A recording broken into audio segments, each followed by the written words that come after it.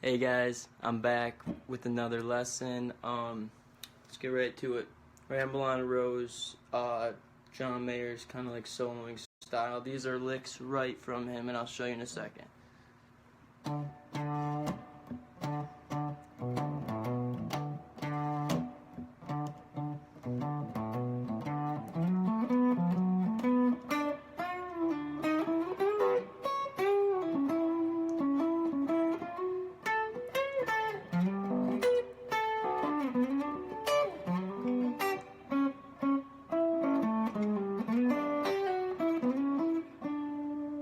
So that's the first chorus of it. This is all from an Instagram video John Mayer posted. I get super pedantic and like pay attention to really minuscule details. So on this free tab that you'll be able to find when I edit it, it's already up. This is from, well, actually it's not too long ago. His Instagram post was from 5/5/2016. So we're gonna talk about, he does about 2.5 choruses because Instagram has a minute long limit. You know, it used to be 15 seconds for videos, but John Mayer posted something of him practicing Ramble on Rose, so it's cool to see. Yep. So the first chorus is like he does. I'm gonna show you guys the video in a second. Just like Jerry, going back and forth between that root and the 6, but John does a lot more of the percussive.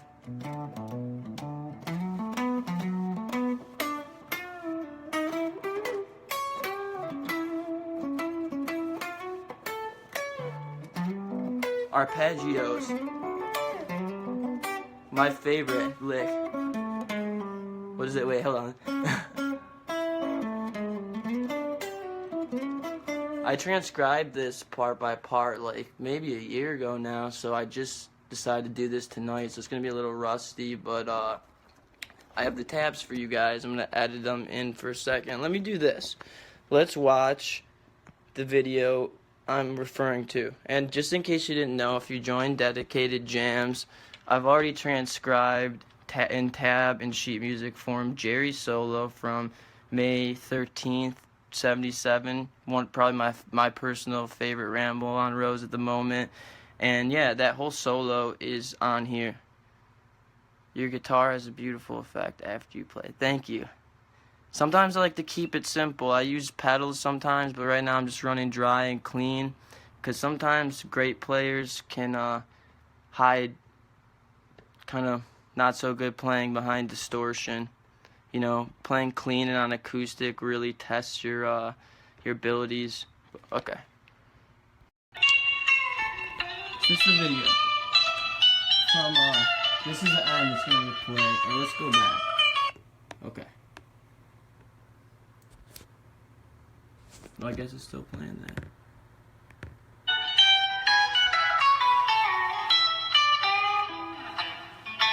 So I'm about to teach you guys all of this. Here we go.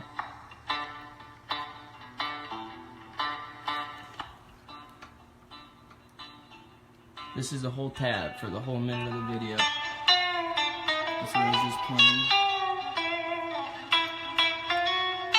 Whoops. I thought I turned. So I don't have to click it on. Woo! Conscious of those chord changes, which we're going to talk about. Signature Jerry, right there. We're going to talk about all of this.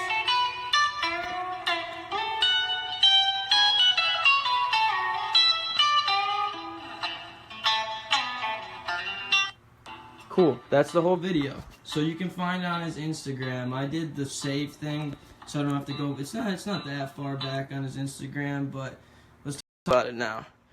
So let me play maybe all of it slowly, because like I said, I gotta relearn it. I'm kind of just jumping in right here, even though I transcribed it a while ago. By ear, I just downloaded it. And when I do transcriptions, if anyone's curious, I try to really not slow it down if I don't have to, and just keep listening by ear and force myself to learn it. So I had like And you know, they can vamp that as long as they want, just D major. I'll probably do a weird lesson on it at some point too.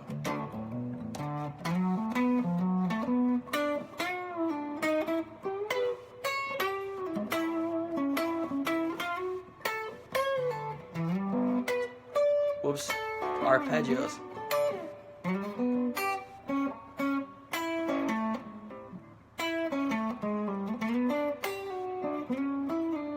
Cool. So before we even go on to the second chorus, well, no, we kind of have to. That's one of the tastiest parts of the video. It's like slowly.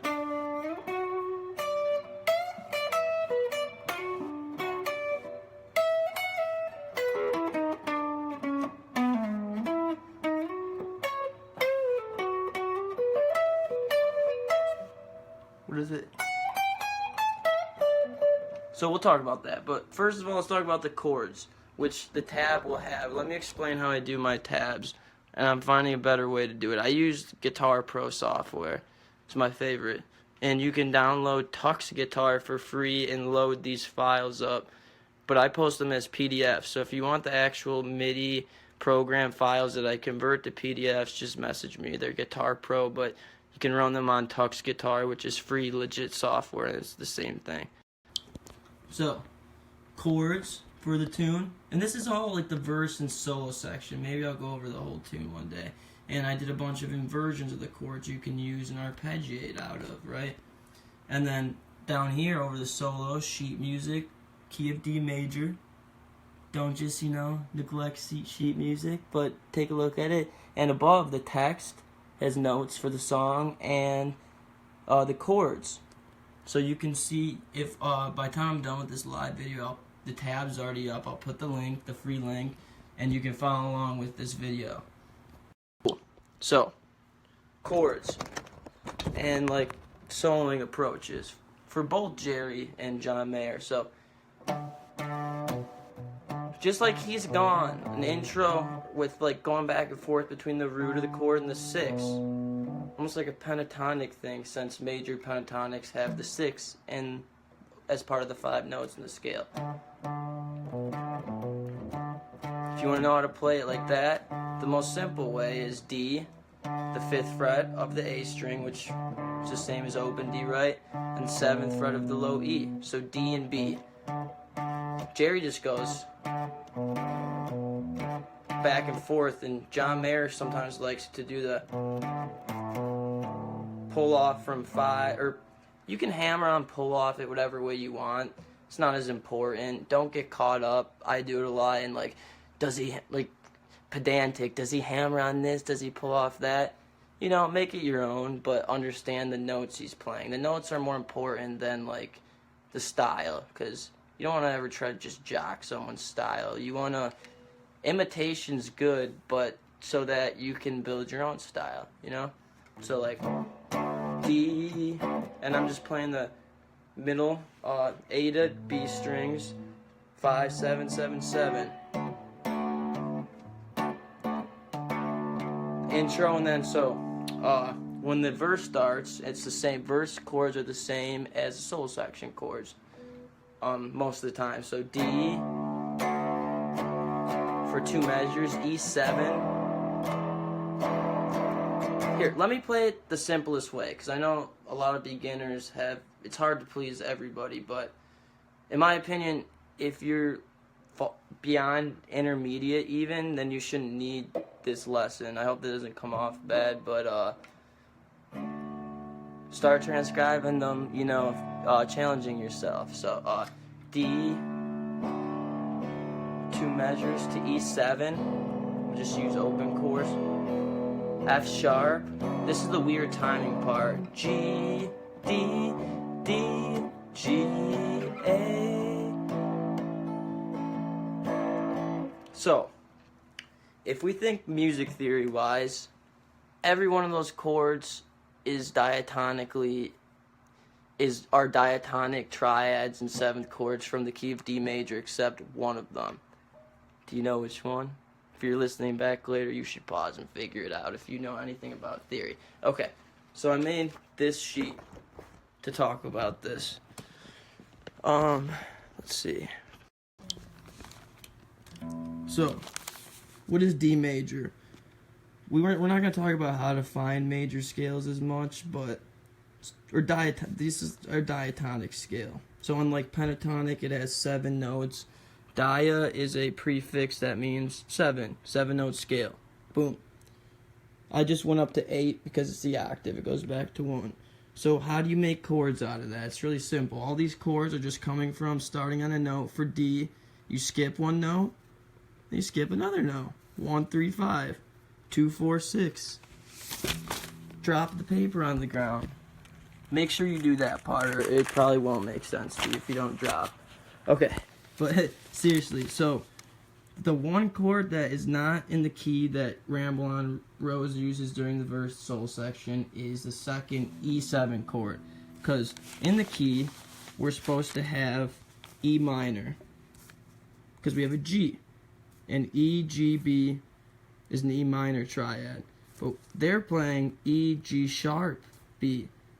So it's just one note that they change, which is really cool to accent on that part. And if you were to make a 7th chord, triads are just made. You start on any letter. 3. Well, let's say 4. G. Skip a note. Skip 5. So we have G, B. Skip a note. Go to this. So G, B, D. G major. How do you know if they're major or minor? There's a formula.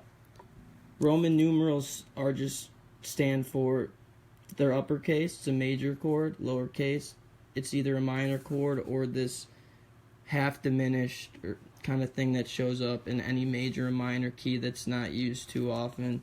But so 1 is 1, 4, and 5 are always major in any key.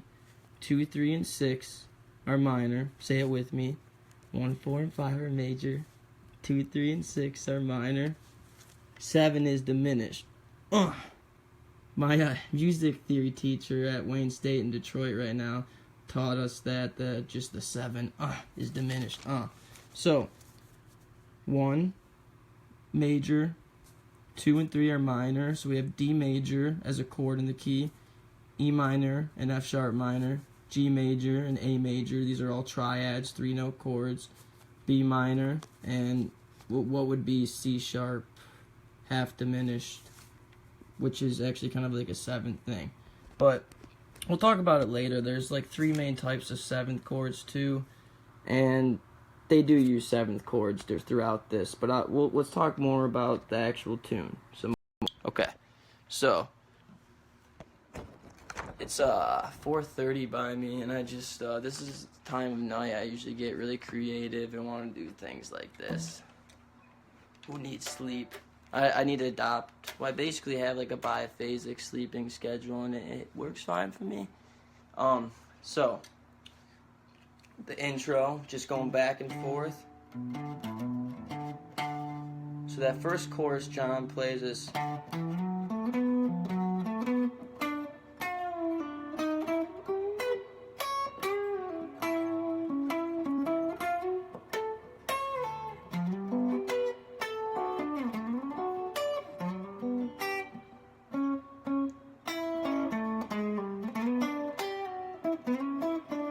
So let's dissect that a bit. I got creative with this. Soon I want on my YouTube channel, which is Deadicated Jams too, the same as the group, to have tabs on the screen. I've seen there's a couple people doing it, but I need to put the camera this way and reverse it because I need to be able to make sure you guys can see the fretboard and whatnot. But that means that it shows up reversed. So that means that I print out mirrored tabs as well if I'm not going to flip the camera angle.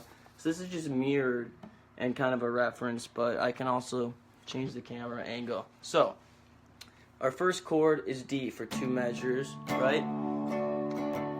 To E7. And if you want to know how to play this shape, it's up here on the tab that's free. It's just like a C7. You play C chord, you add this pinky to the G string, but you forget about any open strings, just these middle 4 strings, and you go up to the 7th fret. So 2 measures, E7 for 2 measures, F sharp minor for 1 measure, G for half, D for half, and then D another half. So, I mean, D goes on for a whole measure there, but it's like at the end of a measure on 3 and 4, and at the beginning on 2, or at 1 and 2. I might have just goofed that up bad. I'm sorry if I did. But so Mayer and Garcia are very conscious of the chord changes they're playing over, especially if you're going to play something that's mostly diatonic. Like, it gets boring to just play a scale or play very scalar over it, so you start to play arpeggios. And I like this. If you just play this solo or you hear him play it with no backing, you can hear the chords in the solo. And that's how you know, like him and Jerry, that you got a good solo built, that you can hear the essence, the changes of the song. You're not just like, okay, D major. I mean, that works, but we want arpeggios. So, arpeggios can be as simple as take a D and just play them like that, but it's obviously sometimes more fun to find different shapes, so I wrote those at the top. So, we start on D for the D chord and slide into the major third of the chord. So this lick we're going to go over first is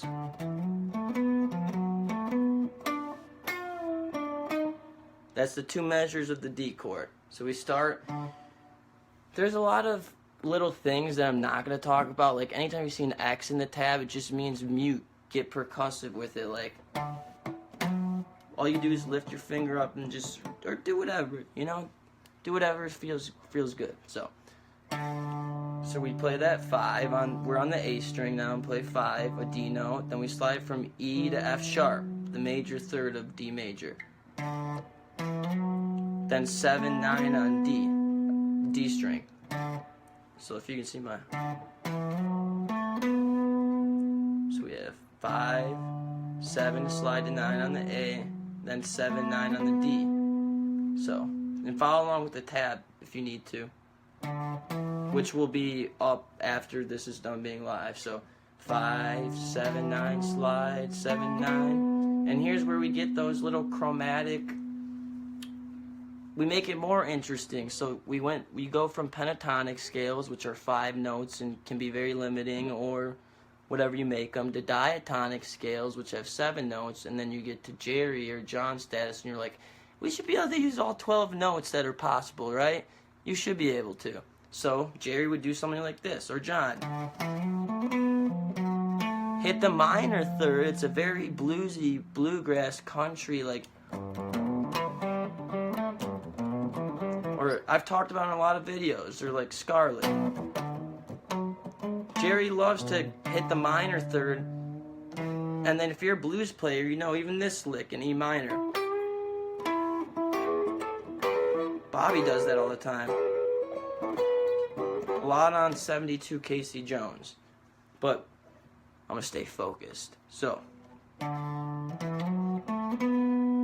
we have that. 5, 7 to 9, sliding into the major third of the chord. 7, 9 on the D. And then we go back to the A. And instead of 7, 9, we go 8, 9. That minor major third thing. So we go from a F to an F sharp.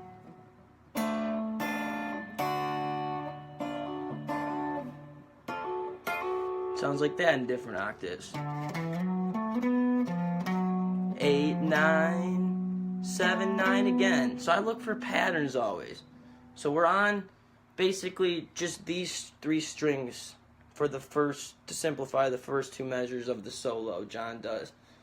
A string, D string, and G string. And so we have, again, 5, 7 to 9 on that A string, 7, 9 on the D string. Remember that because it's going to come back up in just a second. And then 8, 9 on the A, and then 7, 9, like I said, comes back on the D string again. So we have this. So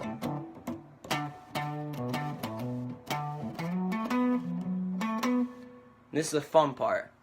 Then you do like a little mute if you want, or just rest where the X's are. But the mutes, like I said, you just, whatever. So after that 7, go to the G string and 7-9 again. But you bend the 9. It's called a pre-bend, where you bend it and then you let go. So, and then we're gonna hit 7 and 8 on the G string. Another chromatic run. Sounds weird to end there, but it goes to, and this is genius when you analyze, it goes to E, which is the root of our next chord, remember? E7. So he's building up to that next chord because he studied Jerry a lot. And Jerry, yeah, he was born amazing, but he worked hard to get to where he was, you know? Everybody has to. You don't just like wake up one day and playing over chord changes and not just using those pentatonics and scales can be quite a challenge to get a hang of. So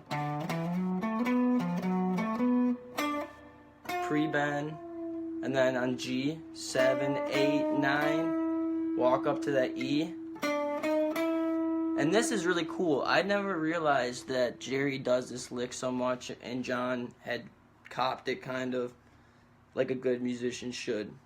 So we're on the E chord, right? We're on an E7. And you can play it so many ways. You could do E7 here. Bobby knows about that. You could do E7 here. We could do this. We could do that. We could do this. But let's do this one. So what is this one? A bar at the 12th fret. It's basically this E, but if we were to move up an octave, we need to bar the 12th fret, because once we get to the 12th fret, it's an octave. So remember the minor to major third thing I talked about, like hitting that note? You can do those bends too. So after he hits the 9, he's hitting 12 with his ring, or whatever finger, ring works well. Bending ever so slightly, a half step to get the G sharp, and then hitting the B. And I'll just keep playing it so you guys have the context, but the tab will be up as soon as I'm done with this video. It's already up, it's just the link's not posted. Pre-bend, chromatic, walk up to E, and then right away, so you bend 12 and hit 12. Bend 12 ever so slightly on the G and hit 12, the 5th of the chord, on the B string.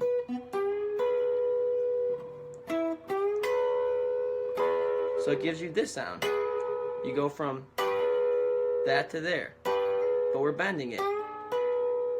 And the reason we're using these fingers instead of these is because we're setting ourselves up for the rest of the licks that are down here. It's good to be conscious of fingering. So.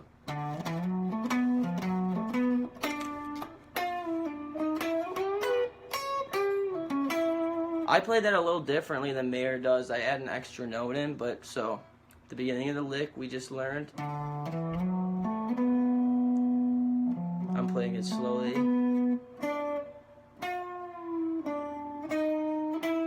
Right away, up here. So you have to go quickly. 7, 8, 9, 12, bend, 12. And then hit 9.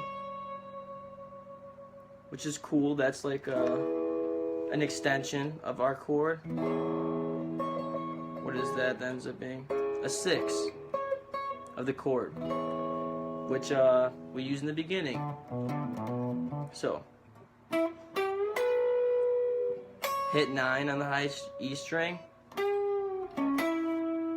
And the tab just says 11, pre-bend again, release. It's a pre-bend and release. Instead of, we're going, hit 11, pre-bend, about I put 3/4 of a step, you know, just feel it out. It should probably be a full step, which is 2 frets.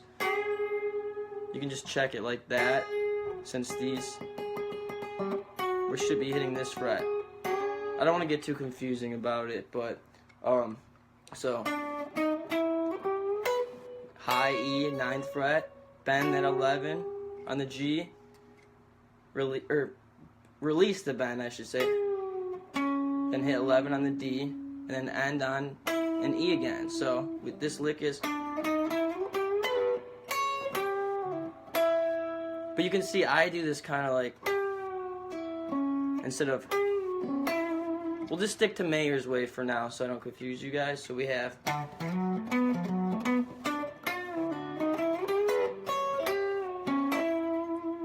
Hopefully you can follow along with the tab nicely. And then the next lick is...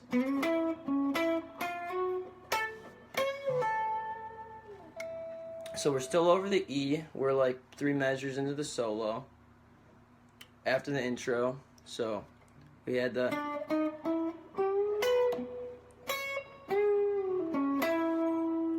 And then we stay here. 11, 9, 11, 9. Again, on the 11 on the D and 9 on the G.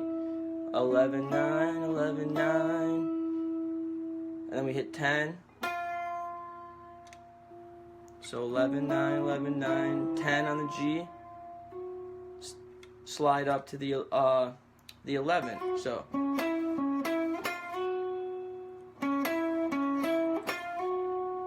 it's in the tab. 11, 9, 11, 9, 10, 11.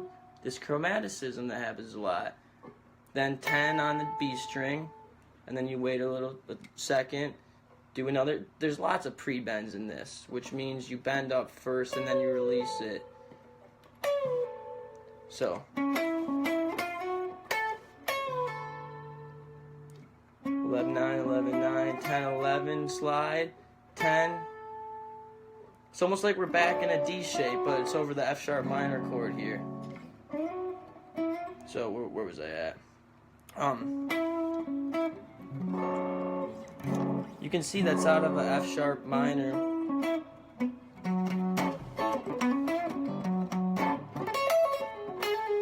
So 10, pre-bend the 12. And this is like on the tab, I didn't say to pull off, but you can pull off that, like.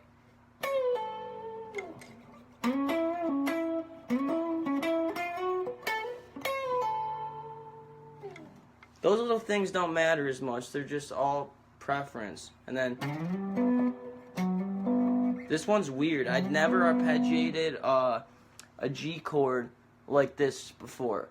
But so if you look at the tabs, this is where we've gotten so far. We've done, the intro is relatively straightforward. We just went over that. And if you can't find a tab for whatever reason, which will be freeing up as soon as I'm done with this video, just take a screenshot of that. Work on it lick by lick. And then we just went over this lick. Sorry, it's hard to hold it still. Now we're going on to here.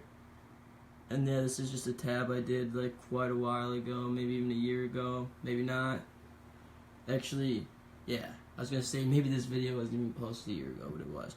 This part here, where we go from G to D, D to G, you see lots of arpeggios, which means he's not thinking by scale, he's thinking by skipping notes in the scale. So it doesn't just sound like, you know, if you just go up and down scales,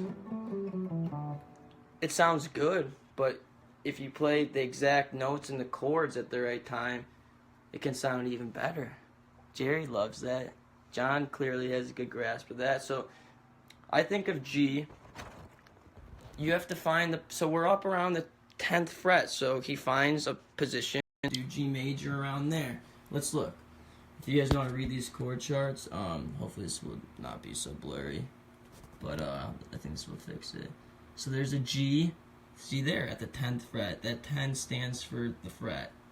So we just have a bunch of G's all over. This one right here is like a voicing, like the C voicing Bobby would play all the time. It's one of his favorite voicings and it's tricky to play. And it almost is like that, this G voicing. Bobby does a lot of those.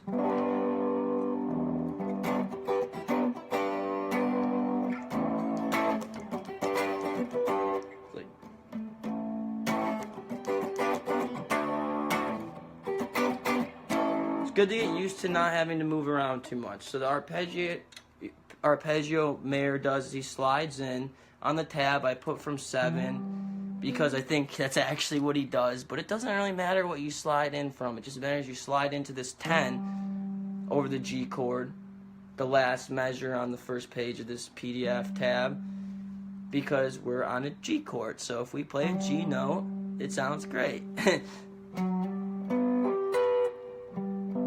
and it's a triplet.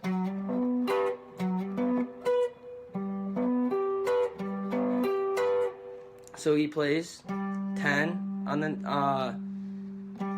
10 on the A string, 9 on the D string, and 12 on the G, 12 on the B. This one's tricky. I'd never played it before I saw this, but it's pretty genius.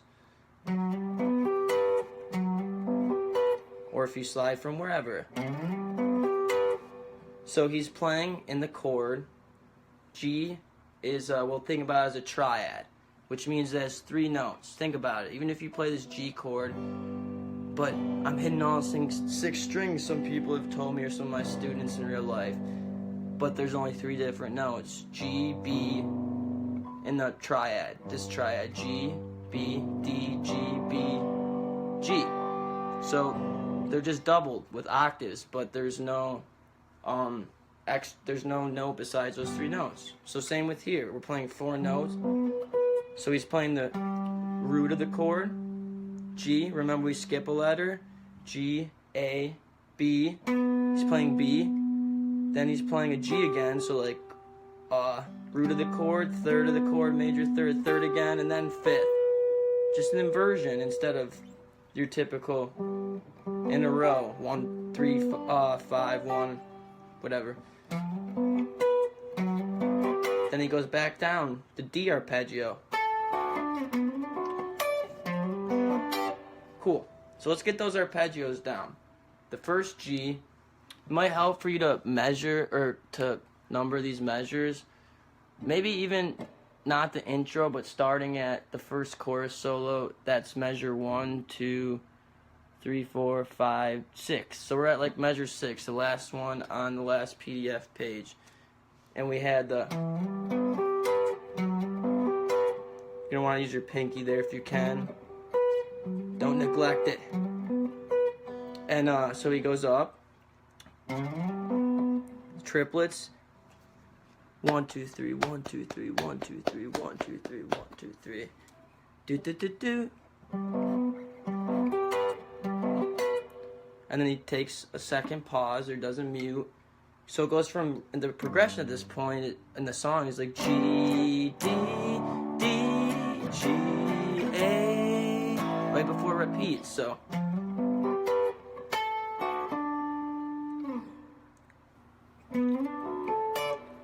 these are easier after that first G. So Mayer's probably thinking, or thought at one point, enough to be able to bring it out subconsciously through improv probably. We just arpeggiated the G, and then this is the part where the chords change fast. Second half of the measure is D. So if we're playing G here, where's the closest D? Right here.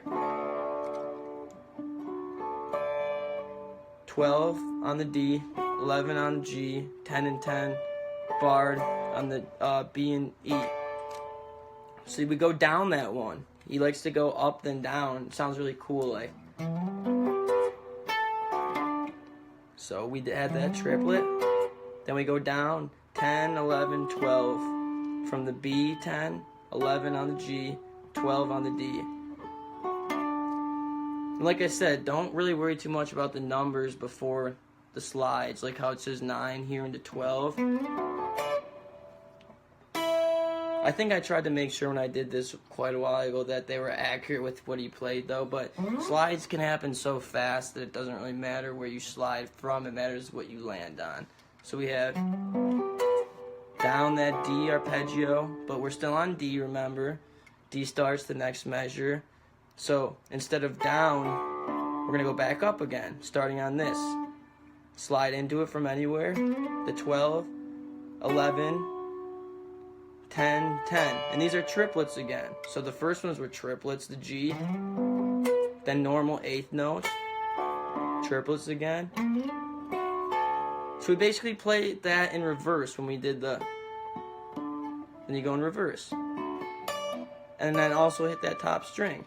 So, and at the end of it, we just do the same position for a G chord since it switches to a G. So we have, and then my favorite lick.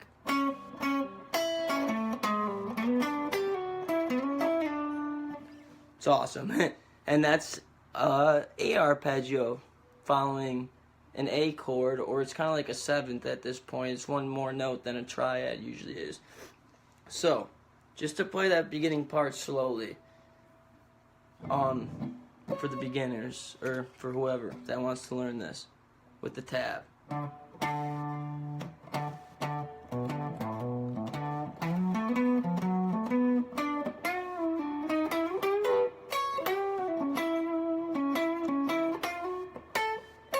I'll go slower here, then those up the G, down the B, or down the D, slower with that down the B, and then fast again, triplets. 12, 11, 10, 10, 5, 4, 3, 3, because the progression goes D, G, A, do, do, do, do, do, just like Jack. Just like Jack the Ripper. That helps a lot too. Jerry says, I butchered that melody at first, but I can actually sing it. If you learn the melody of the song on guitar, that's what Jerry says he does, and he just plays around with the melody. It's a great way to do things. It's like, just like Jack the Ripper.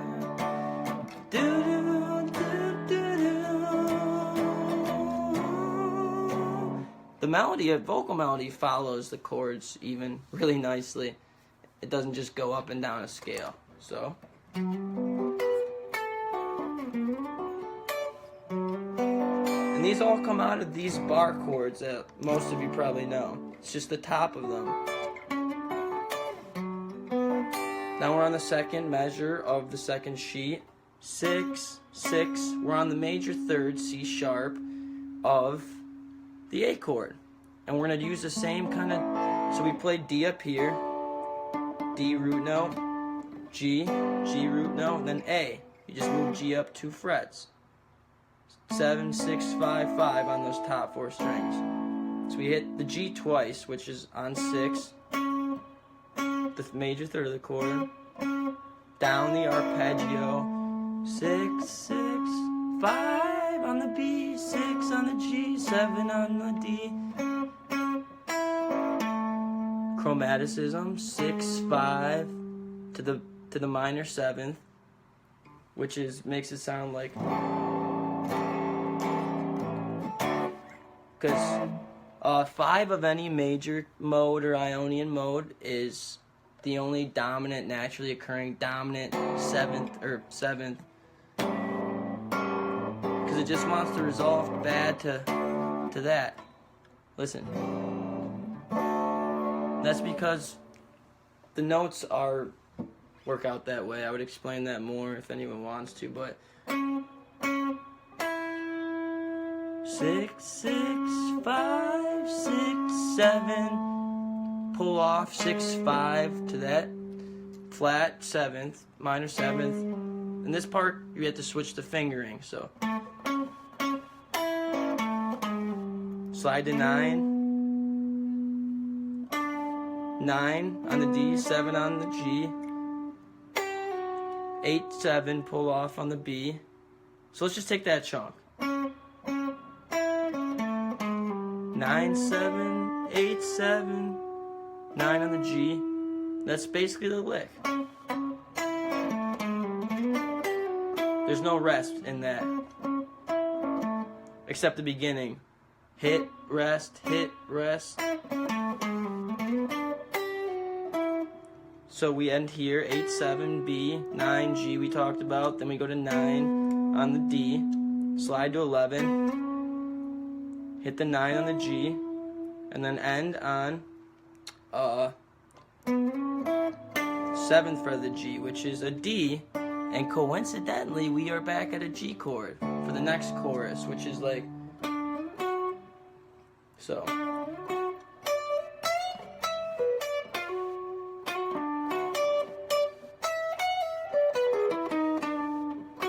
So, I'm going to be quick about this last part because I feel like I'm getting really tedious, especially for the players who don't need this whole rundown. They just need the tabs. So, when I say chorus, it's more of a jazz word. It means how many times do you have anyone that plays bass? I could use some help. Yes, I can play bass, and there's a dude in the group, if you join it, and maybe this group named Anthony Spears, who's supposed to be helping on the bass end. But if you just listen to the theory, it will help you too, man. Like, bassist's job a lot of times is to do whatever they want while getting the notes in the chords. So the second chorus. So I was going to say chorus just means we repeat the chord progression. So our chord progression again is do do do do do do.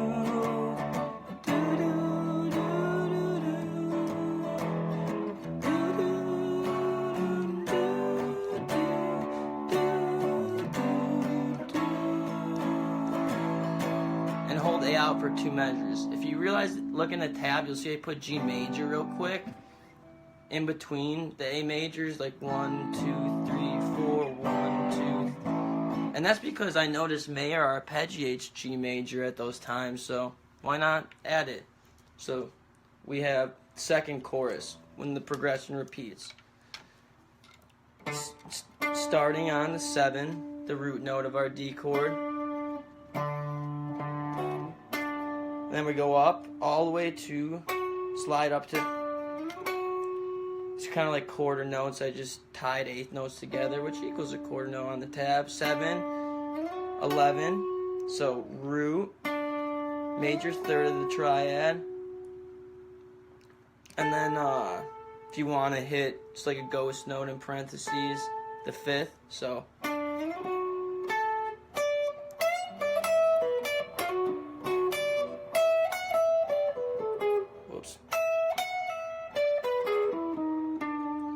So we do 7, 11 quickly.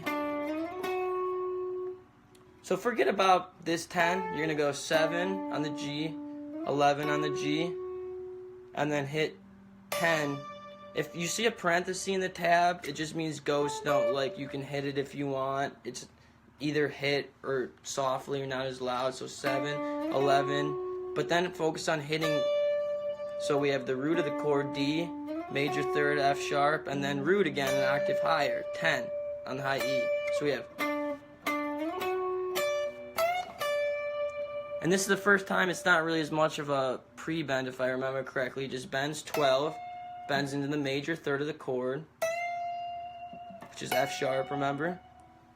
D, remember we skip a letter, A, B, C, D, E, skip, F sharp is the next note on the scale. Skip another letter and you get to A. That's our D triad. If you want to build 7th chords, you just do it another time.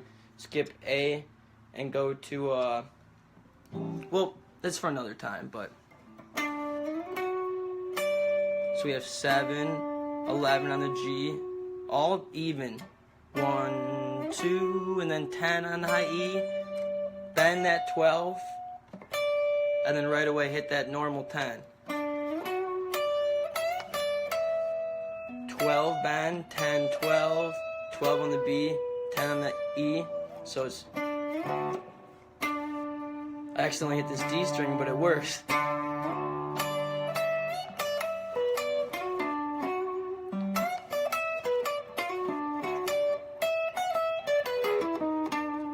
So 7, 11, 10, 12 bend, 10, 12, 12 on the B, 10 on the high E, and then that minor to major the third thing again. 10, 11 on the G, 12 on the D, back to the 11, the major third, and then the octave. So, quickly. 10, 11, 12 on the D, 11 on the G again, 10 on the high E. So that's that whole lick.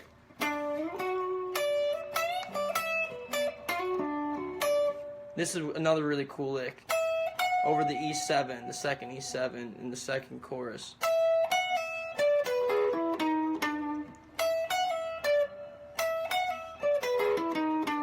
So we're starting on E now, because we're on an E chord.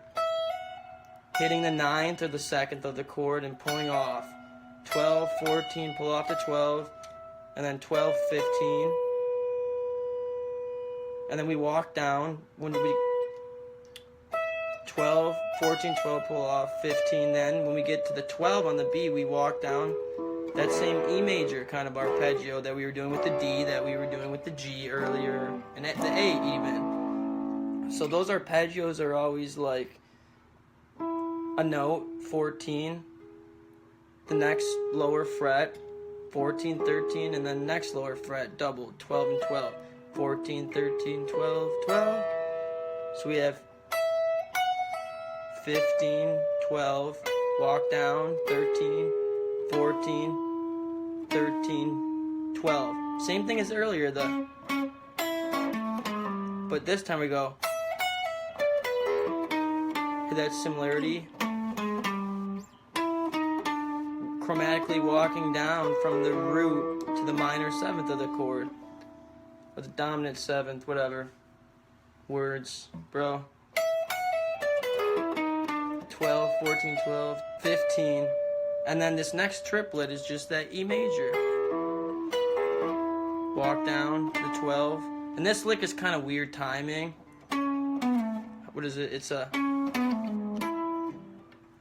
11 on the D, 14, 12, pull off on the A, down to 11. All one movement here, 14, 12, 11 on the A. So maybe pull off slide if that's comfortable for you. And then hit that 14 on the D string. So the whole second chorus up to this point, what we got, slowly.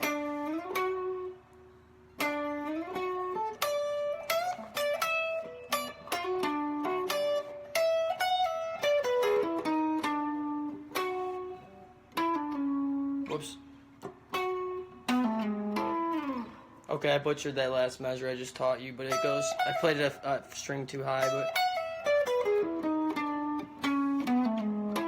you have to listen to timing for that one on this Instagram video. And then we go into F sharp minor chord. We arpeggiate it. The only difference between a major arpeggio and a minor is the third is flattened, goes down a fret. So instead of all these 5, 4, 3, 3 or 12, 12, 11, 10, 10, we just bar all three of these strings. So for F sharp minor, an octave above the normal one, we have 16, 14, 14, 14. We're just going to go up the D, G, and B, bend 16, like a bluesy thing, bend 16, and then go to 14 on G, both of those, and then 16 on the D. So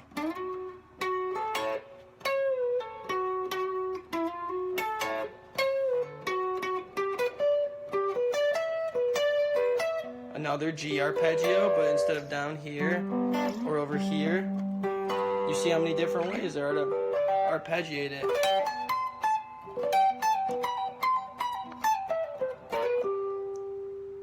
I get carried away, guys, I'm sorry. But so triplets again.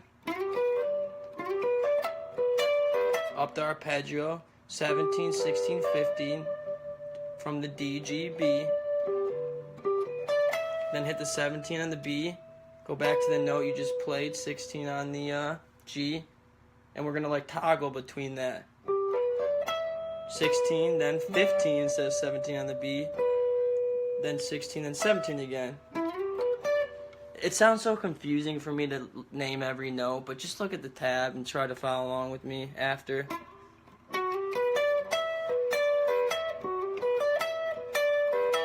So that's that lick.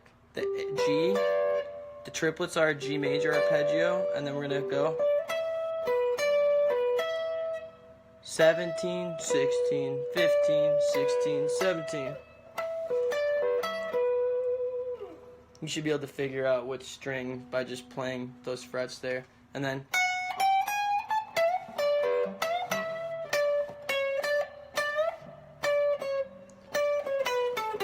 so this next part is D chord. We have a D shape up here. All I do to think about that is to go up an octave, you have to go up 12 notes. So open strings, their octave is at the 12th fret because it's marked all differently. There's double dots a lot of the time. This is like when we get to open again. Open or octave higher, the 12th. So instead of playing D down here, we can go up here and do this little, we're not bending before it, but chromatic, which means you hit every note from 14 to 17 on the high E. Bend 17 on the B. Hit 17 on the B, or hit 15 on the B. 17 bend, 15 hit normally. 16 on the G. 17 bend on the B. It just sounds much less complicated in context. Thank you. I wish they had a real book for all the Grateful Dead songs ever played. Oh, remind me? Here. They do have one, and I printed it out, and I plan to revise all of it because there's a lot of inaccurate interpretations and whatnot. But if you look up Jerry Garcia Songbook version 9, you will get a 350-page PDF that will pop up for you first thing on Google. Oh, here. Well, I'll show you in a second. Just remind me, please. I haven't really been keeping up with these comments. But, and thanks, Ken or Kenneth. I appreciate that. So, we have, it's the last lick we did. Get used to those arpeggios. G. It's just like arpeggiating down here. Going between the 6th and the 5th.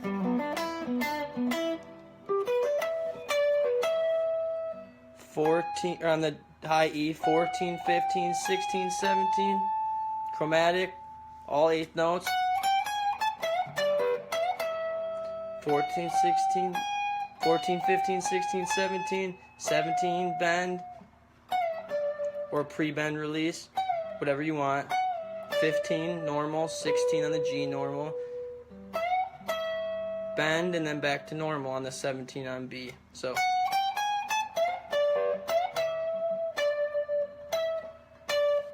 then you go back to 15, 14, 15 on the B, this is all on the B.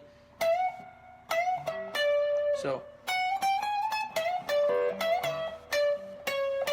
14, 15 like I said, and then bend 15.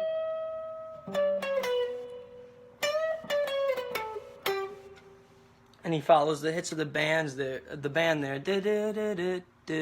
because it goes back to the third chorus. So again,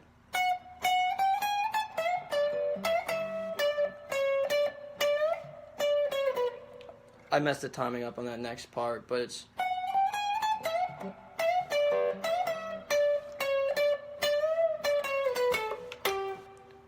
so we have that 14, 15, 16, 17, 17 bend, 15 on the B string, 16 on the G, 17 on the B bend, but right down at 17th.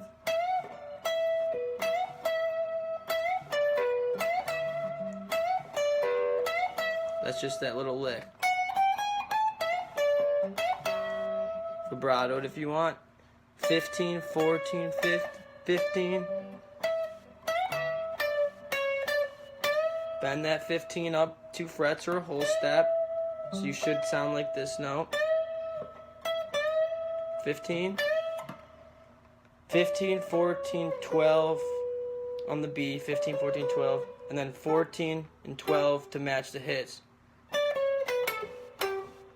15, 14, 12 on the B to reiterate, and then 14 and 12 on the G with spaces in between those, staccato almost. So we have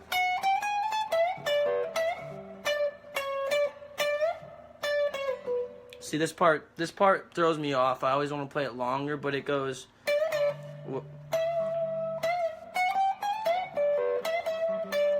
right here.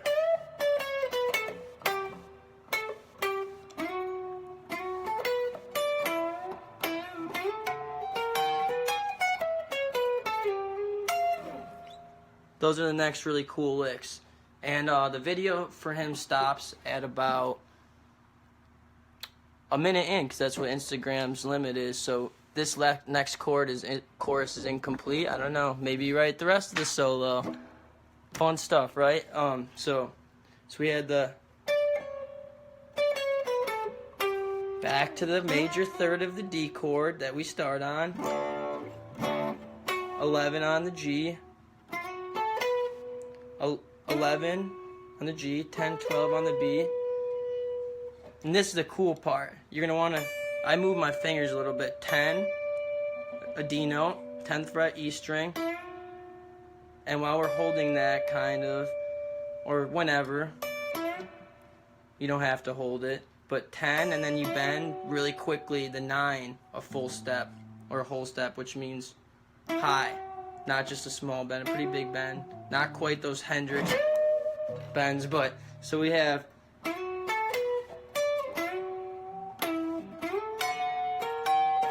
more chromaticism, but this time with like 6 and double stops, the whole bluesy.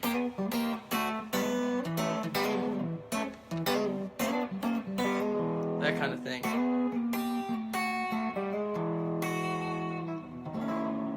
So, remember, right here, you can see. I'm just going to try to hit it really hard on my guitar. It works. 11, 10, 12. So yeah, just follow along with the tab. But I know this will help some people to go through it note by note. So 10, and then we get the string skip down to G because 10's on the E. And then, you know, you just gotta listen to it to get the pre-bend, bend thing. Remember, bend's just like, and the pre-bend's like, well, that's a pre-bend then release. So we have start on the major third of the D chord, D triad, hit the 5th, and then hit the 6th, which is 11 on the G, 10, 12 on the B, hit the 10 on the high D, and then right away that 9. We go into a D chord kind of thing. Awesome comment, Frank. Thank you for that. That made me real happy to read that. So we have. It's gonna be hard to explain this line. Just listen to it. It sounds really cool though. It's tasty. Whoops.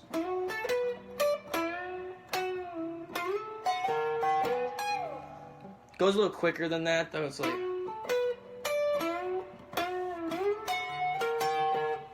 So after that 10, 9, and then 9 kind of release, we slide up double stops to 14, which is kind of like a D chord, but without the middle note. We're just playing the 5th and the 3rd, A and F sharp, 14 and 14 on the G and B, or G and E, excuse me. So all this next part is on the G, and we skip a string to the E, high E, 14, 14, chromatic, walk up, go up just one note, 15, 15, 15, G, B, G, G, B, G, B, G, then both at the same time.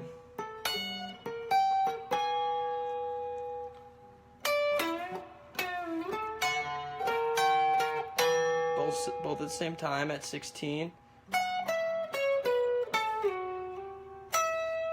That lick is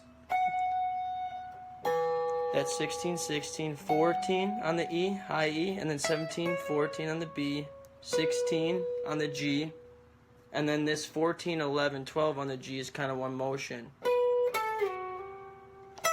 And you hit the high E 12th fret, so 16s, both of them, 14, 17, 14, 16, 14, slide to 11, up to 12 on the G string again, still, then high E, so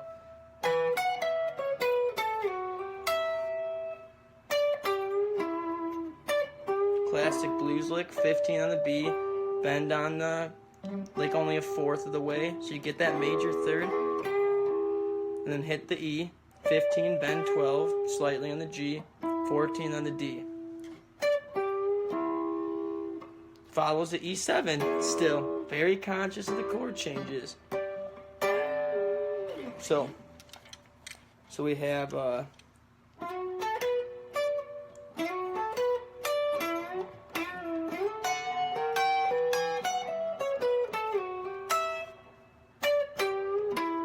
then F sharp. This is the very end. Slide into 4 down here on the D string, maybe from 2 if you want. Hit 4 twice, slide into it, and then hit again, then G, 2nd fret. This kind of shape again, instead of major, minor.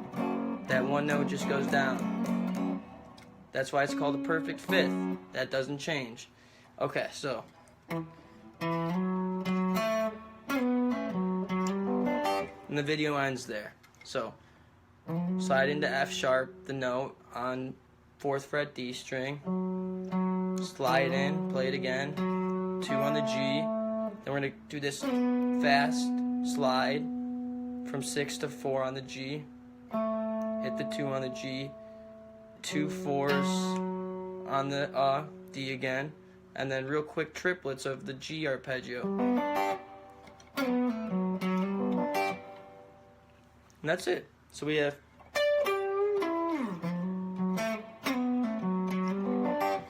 I'm pretty tired, but let me see if I can just go over the whole thing again pretty quickly. And then I'm going to show you guys that Jerry Garcia songbook thing, which you guys would probably think is interesting. Then I'm out of here. So, slowly.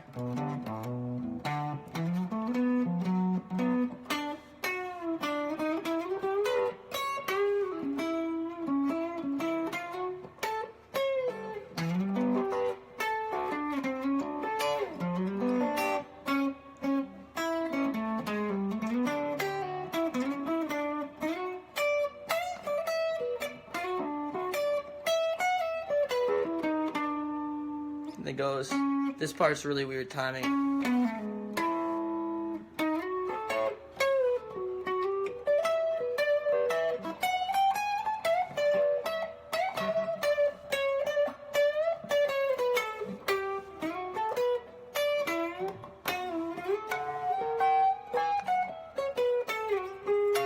Whoops.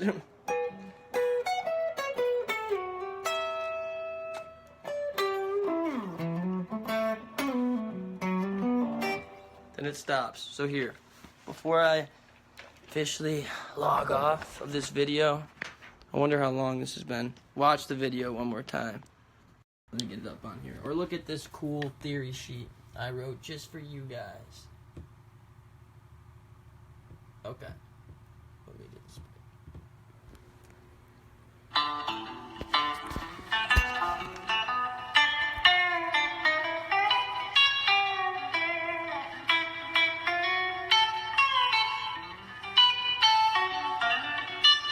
Aw, dang. I just totally exited that out. It's just, I have to press it for brightness. Here, we'll just go find it. It's from May 5th, 2016. Now we gotta get it right.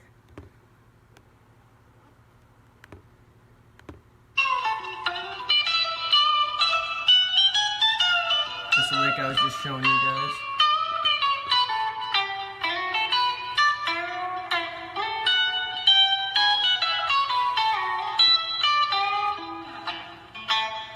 Gonna stop right here and start over.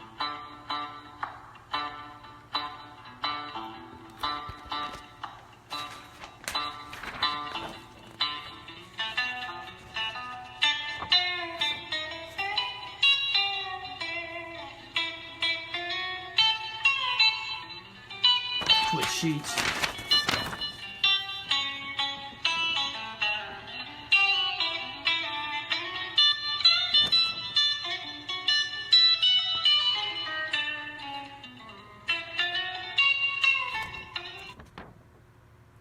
Whoops, well, my thing died, I think, but I think you guys get the point.